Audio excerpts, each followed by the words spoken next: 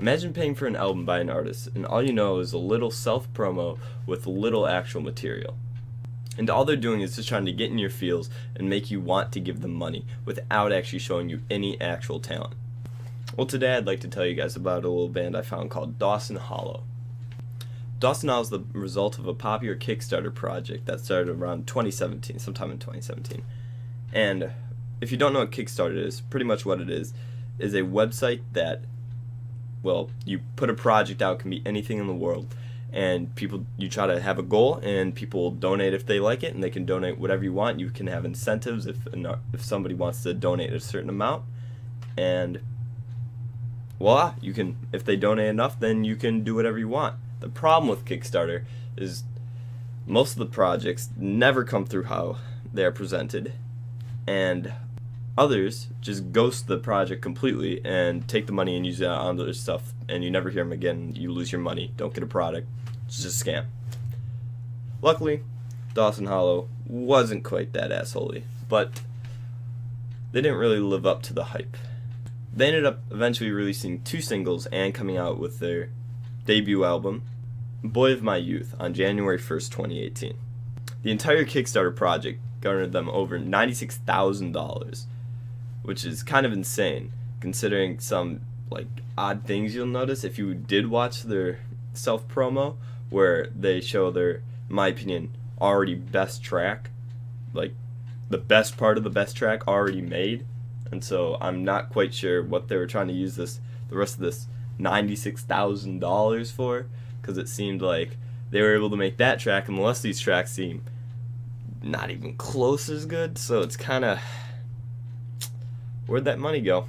I mean, the promo, I've not heard of these guys until, I guess Spotify. I don't know if Spotify, but I found them on Spotify just scrolling down the new releases. Don't know if that cost $96,000 or whatever else they did. I know promo's expensive, but just how little I've seen until just, this is the only place I've seen them, only spot I've heard of them.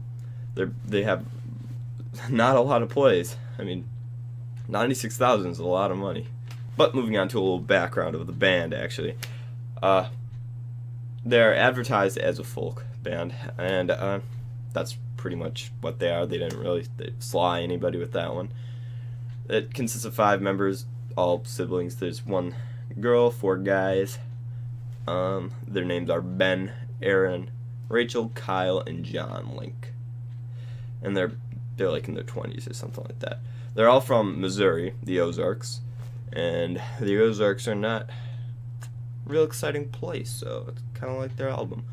The album really isn't a disappointment on a Kickstarter standard, considering a lot of the stuff there comes out way worse than expected, but in a music standard, I would really think people would have had higher thoughts of what this would come out as, and it definitely comes out sounding very generic. 2 singles, as I mentioned before, preceded the actual album release on the first. Those were Take Me There and Lonesome Wolf. Take Me There was a bit of an instrumental mesh. It tried to show off this, it showcased, each of the members and what they're able to do, but it didn't come out more as a song, but as a relay race where they're just handing the pile on to the next, and then they just did whatever they want. There is definitely some they tried to do something, but it just doesn't the right something. Lonesome Wolf was the lead single and the more well receptive one. On Spotify, it's 40 something thousand plays, much more than any other song, 4 times more than 5 times, 20 times, something crazy like that, more than any other song. And it definitely should be the lead single. It is the one shown in the self-promo, so it kind of makes sense to show your best song there. The actual album opens up with Take Me There, and I understand why they're trying to do it. Like I said earlier, they're trying to showcase before you really get into the album. Just this is who we are, this is what we play, this is what we sound like.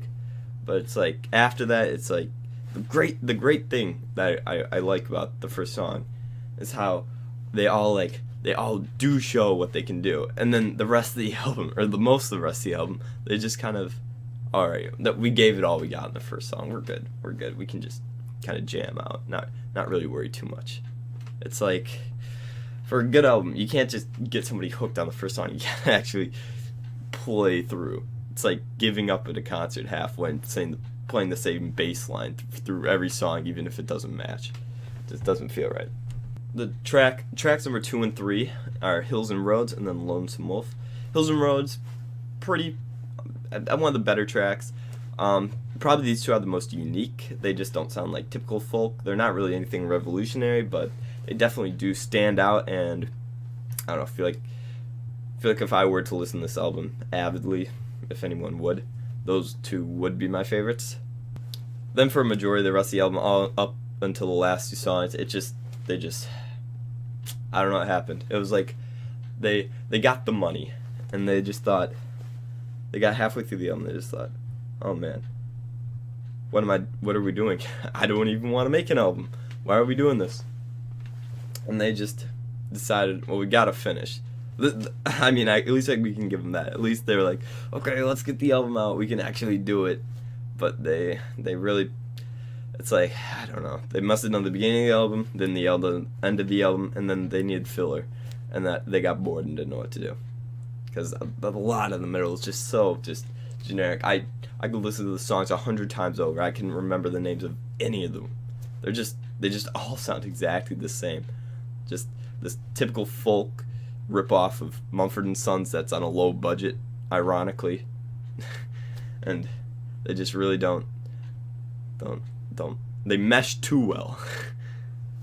That's the thing. But the vocals on the tracks, they're leading into the second to last track, Traveling Man. I didn't even realize that there was multiple. They were actually all vocalists. I thought it was just Ben was like did every song. Maybe they're like the background singers or something, because they all really sound the same. But I didn't realize it till that song, because I heard Traveling Man, and in it, that's the first time Rachel sings, the girl, the only woman. And she actually has a much better voice than Ben or any of them if they were all singing. And it was nice. That's the part of the song I really liked about Traveling Man. It didn't really have anything like that really brought her up folk-wise. It was just kind of a good folk song. But hearing her voice is such a nice refresher to get out of that slump of just endless mush of folk. Like, it was rough. But it almost makes me feel like make the album even less, just because of the fact that I was listening to this all just grinding through Ben's voice, or if it was all of them, I'll just say Ben's voice, getting through it all, these repetitive, just boring slabs of nothing. And I get there and it's like, yes, freedom from Ben. And then I realize, you get to the realization that they only chose her now on the second to last track to sing on this song and not any of the others. They torture you, quote unquote. I wouldn't quite call it that, but up until that point, and say, yeah, we had a girl singer that's much better than everybody else, but we just decided to keep her from here and only here, nowhere else. It does close out on a good note. Fire and Flood is a great closer song. It's I wouldn't say it's not like Lonesome Wolf very much, where it's like unique. Yeah, it's not really very unique and changing and not like the rest of the album. It's just a very well done average folk song. Like all the others are just very boring and bland. This one sticks out more and like really emphasizes and uses good everything. It's just a lot better made, whatever. But it's has some energy to it. It's fun. I thoroughly enjoyed that song. That one, Hills and Roads, and Lonesome Wolf, by far the best 3 on the album. The highs of the album were definitely the first few songs and the last few songs. Take Me There, even though it wasn't one of my favorites, was still stood out and like was a change. And I just wish would have made the album a lot better is if they had one of these beginning or end songs, like 5 good songs, I'd say, and they just had at least one of them in the middle, so it just breaks up this consistent sludge. That would honestly probably raise my opinion of this album, just so it wasn't so repetitive. But out of the songs I didn't like so much, Be Here, I mean, I obviously they're the middle section's all just a rough, hard patch, but Be Here and I'll Be Honest, they were probably just the most straight out boring, and just unmemorable. But the worst song on the album is Silver Moon. It just, oh man, I don't know. It's boring to the point where you have to notice how boring it is. Like, Be Here and I'll Be Honest, it was just boring, so I just started doing something else and forgot I was listening. Silver Moon was so boring that I was sitting there thinking, God, this is boring. Like, I started doing something else, and I just still, it was so boring it grabbed my attention, if that even makes sense. But it's just something about it.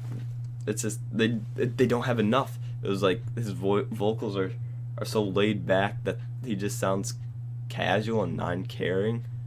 Like, I feel as if that was the last song they made, and if it wasn't, it must have been like 3 a.m. and they'd worked all day. Not that it really sounds like with the rest of the album, but I don't want to garb on the album too much though, just because there were some good parts. It's just, man, is it easy to just rip on something. But Dawson Hollow definitely is not a bad band. I really don't think that. They don't know how to quite make a proper album.